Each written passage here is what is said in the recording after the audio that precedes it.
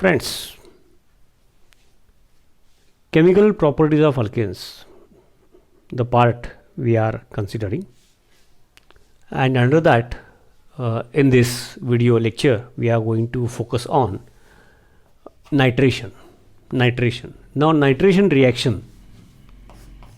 Okay.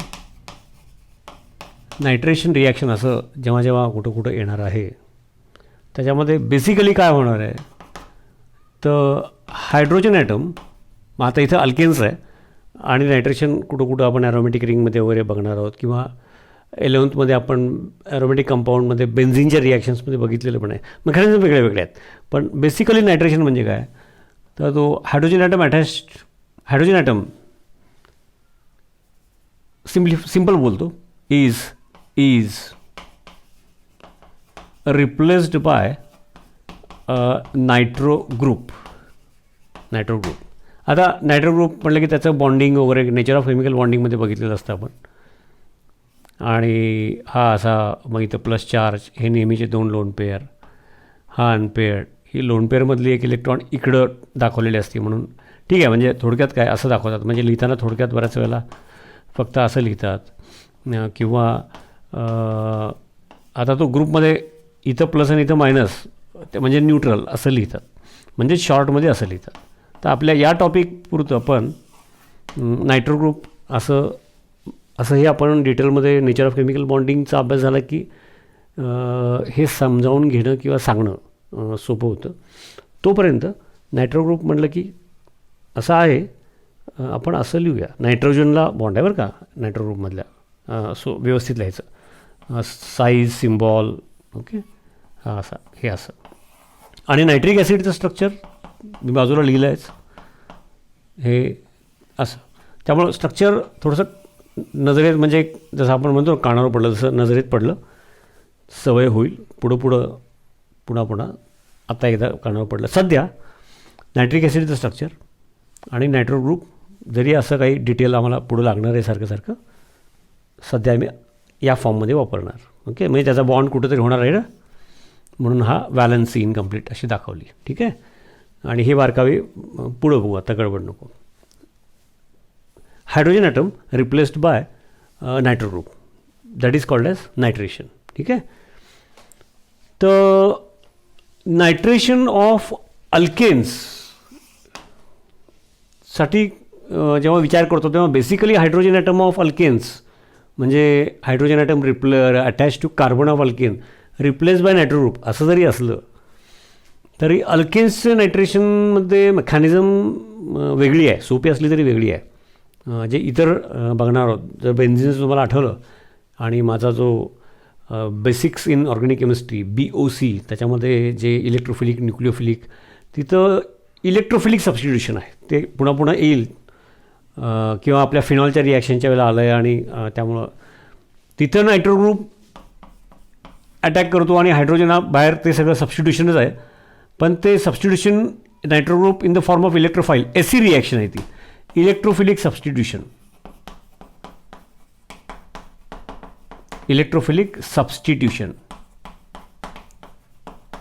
असं आहे ते. ओके म्हणजे NO2 अटॅक करतो जो NO2 प्लस फॉर्ममध्ये म्हणजे हेट्रोलिसिस होतं तिथं ते तिथली चर्चा थोडी रिव्हिजन म्हणून काय हरकत नाही घ्यायला. NO2 प्लस असं लिहितो सगळं स्ट्रक्चर. पण इथं असं नाही आहे. इथं वेपर फेज म्हणजे हाय टेम्परेचर असल्यानंतर असं पण अल्केन्स लोअर अल्केन्स गॅस आहेत आणि 700 केल्विन त्याच्या 800 केल्विन त्याच्या आसपास गॅस असणार आणि हे सुद्धा हायली कॉन्सन्ट्रेटेड घ्यायचं म्हणजे हे सगळं vapour phase. Okay vapour phase हा पण वेपर फेज आणि जनरल रिप्रेझेंटेशन ऑफ अल्केन आणि एक्झाम्पल म्हणून मिथेन घेतलं आहे. मिथेन इथेन प्रोपेन काही घेऊ शकतो सुरुवातीला. तर मुद्दा यातला महत्त्वाचा काय की हाय टेम्परेचर म्हणजे वेपर फेजमध्ये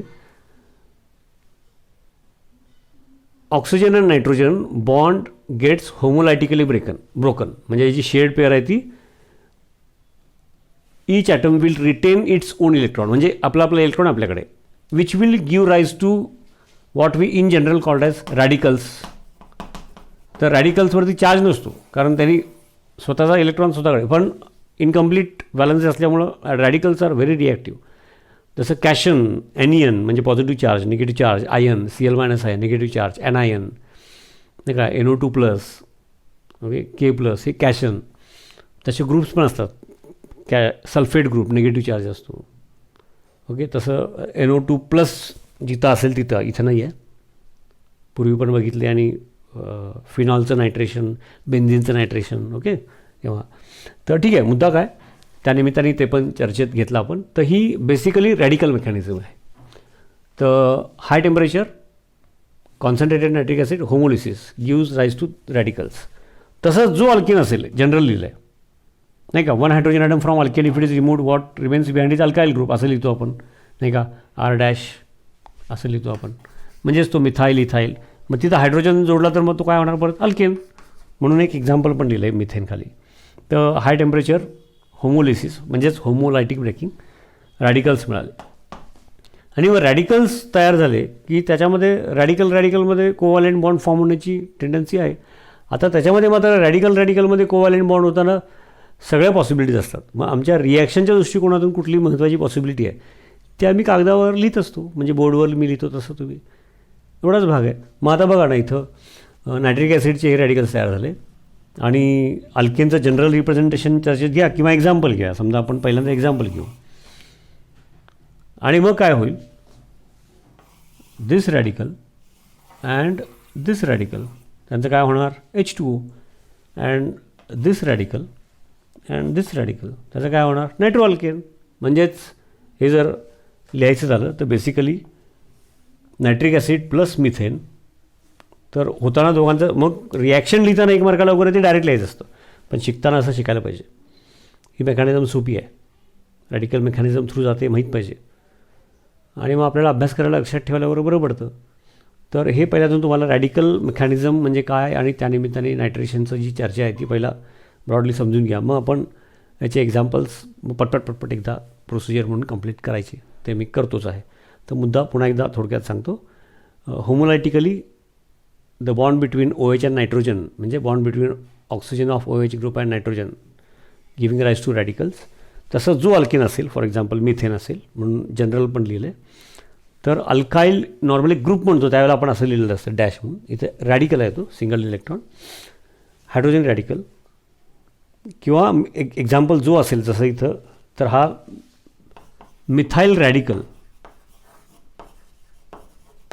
सिंगल इलेक्ट्रॉन. हायड्रोजन ॲटम म्हणजे जो रॅडिकलच असतो सिंगल असेल तेव्हा, H2 मॉलिक्यूल नव्हे. ओके, आणि मग याच्यामध्ये रॅडिकल याच्यामध्ये बॉन्ड झाला आणि याच्यामध्ये बॉन्ड झाला तर काय होतं कळतं ते आता इथं लिहून दाखवतो. आता तुम्हाला त्याचा बेस तयार झाला. आता एक्झाम्पल आणि नॉर्मल एक्झाम्पल चर्चेत आपल्या कुठले असतात, मिथेन इथेन प्रोपेन. मग चेन वाढत गेली तर आणखी काही गोष्टी त्यातल्या वाढतात, ते पण आता सांगतो. त्यासाठी हे ते बोर्डवरचं काढूया म्हणजे मग पुढचा पॉईंट शिकायला बरं जाईल. येस, तर मेकॅनिझम थोडक्यात सांगितलं, रॅडिकल्स. आणि त्यामुळं अल्केनचा हायड्रोजन रॅडिकल फॉर्ममध्ये बाहेर, नायट्रो ग्रुप रॅडिकल फॉर्ममध्ये आत, प्लस वॉटर, हे ठरलं पॅटर्न. आणि त्यामुळे इथं मी आता डायरेक्ट लिहितो मिथेन.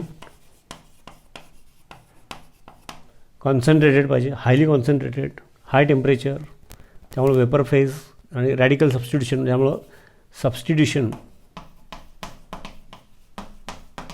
रॅडिकल फॉर्ममध्ये. ओके, आणि यामुळं प्रोडक्ट बघा, 1 hydrogen item is replaced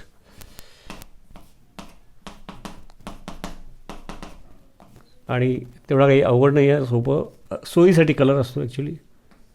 कार्बनचा electron radical फॉर्ममध्ये झाल्यानंतर हा इलेक्ट्रॉन एक नायट्रो ग्रुपमधल्या नायट्रोजनचा, ओके, प्लस हा रॅडिकल आणि हा बाहेर आलेला चारीपैकी एक हायड्रोजन नाही का, आणि म्हणून प्लस. ॲक्च्युली आता कलर वापरला आहे तर ठीक आहे, H2O असं लिहिलं तरी चालेल molecular formula. Nitro alkanes, nitro group attach असेल तर फक्त IUPAC वापरत आहे. नायट्रोमिथेन, बेसिकली तो मिथेन, नायट्रोमिथेन, दॅट्स ऑल. आता मग तसंच इथेनचं नोट्समध्ये आहे, सोपं आहे, सांगत नाही. प्रोपेनचं सांगतो. आता प्रोपेनचं पहिला समजून घ्या डायरेक्ट, मग नोट्समध्ये टेक्स्टमध्ये कसं डायरेक्ट रिॲक्शन्स असतात, थोडंसं एक्सप्लेनेशन असतं, पण हे सगळं रॅडिकल वगैरे डोक्यात पाहिजे. हायर अल्केन्स असतील, प्रोपेन म्हणजे हा प्रोपेनमध्ये काय आयसोमेरिझम नाही आहे, प्रोपेन हायर अल्केन्स असतील, फॉर हायर अल्केन्स म्हणजे propane and other higher alkanes. Okay, तर जसं अल्केनमध्ये CH बॉन्ड होमोलायटिक असं दाखवलं होतं, त्यात CHमध्ये पण इथं प्रायमरी CH बॉन्ड, सेकंडरी कार्बनला CH. तर फॉर हायर अल्केन्स तिकडे सांगतो, हायर अल्केन्स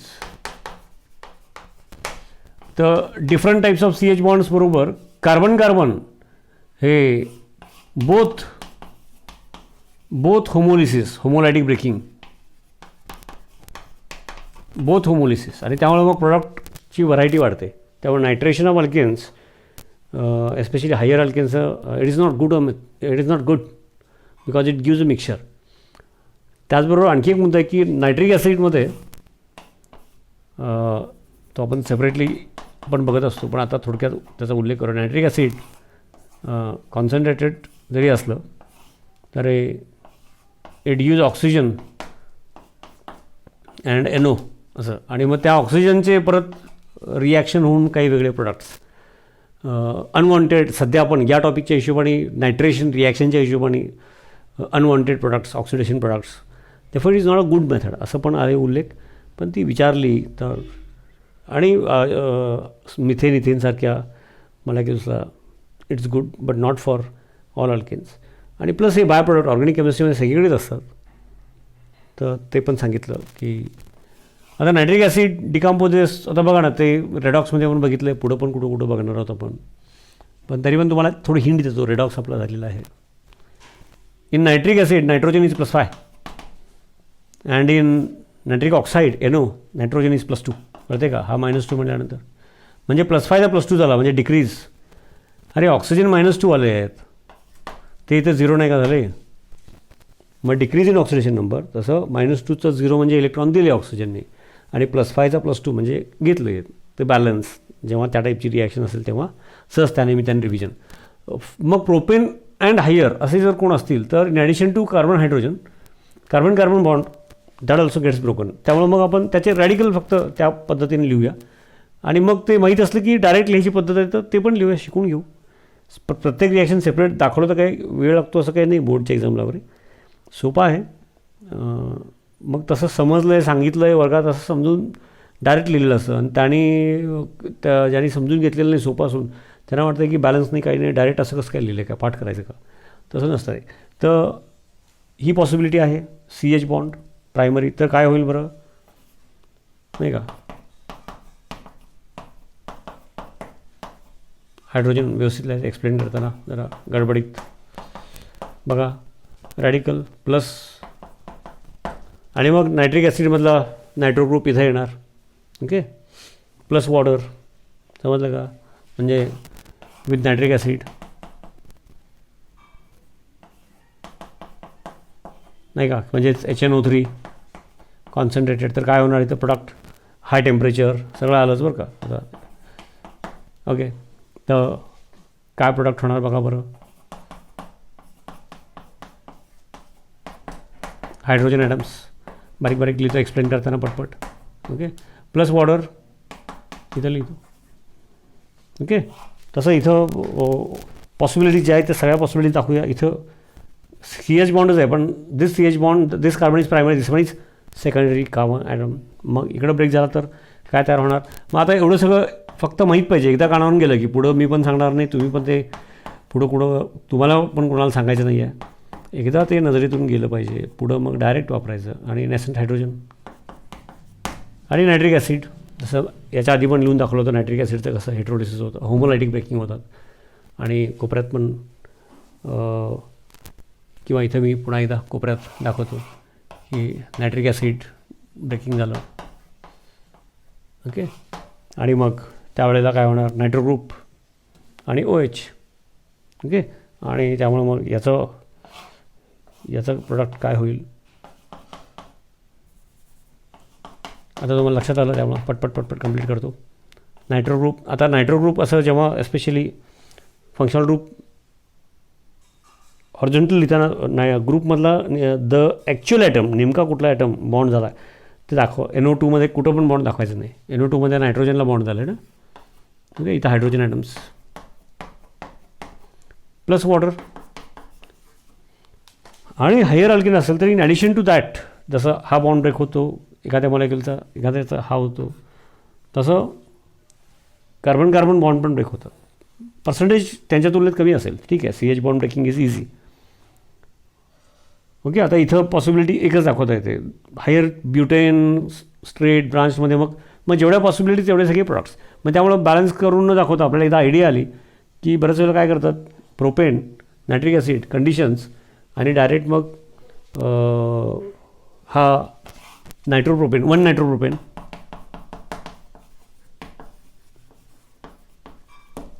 हा 2 नायट्रोप्रोपेन,